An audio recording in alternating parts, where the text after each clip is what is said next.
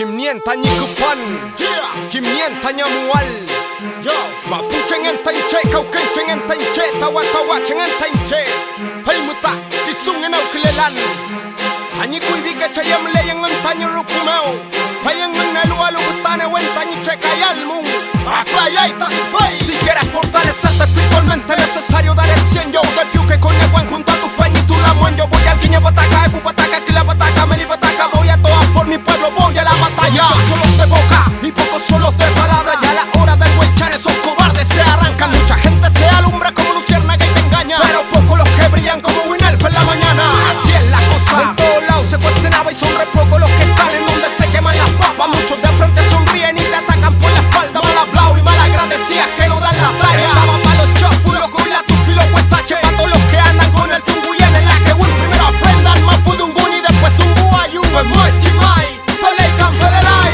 Yafu, yafu, yafu, yafu. Hueche que che, más duro que un collón. Yafu, yafu, yafu, yafu. Palabras fuertes que te estremecen como Tralcan. Yafu, yafu, yafu, yafu. Siempre dando el 100 preparados para el huechán. Yafu, yafu, yafu, yafu. Ese es mi entendimiento, ese es nuestro activo. Yo no me muestro con caretas falsas, soy como soy, amapuchado. A donde voy no solo un día a la semana. No la vendo ni me vendo y con los wincas no hay mano. Eso no es racismo, pa' ni eso es devolver la mano. No te equivoques, yo tengo mis principios claros. Y si usted no los tiene, porque tratas a winca como un hermano. Yo no me olvido de eso y soy estamos como estamos. Es producto de lo mismo, es porque ya metió sus manos. Para hablar de nosotros hay que sacarse los wincas de encima. Ser real como poco hoy en día. Y para los que te escuchen hablando mal de otros en bocas de mentirosos, lo cierto es dudoso. Tu actitud demuestra que poco has aprendido haciendo mal a tus hermanos pa' querer verlo un día. Aunque me tires mal va a devolverse, yo estoy protegido. Te hace falta sabiduría, oye, yo soy un filu.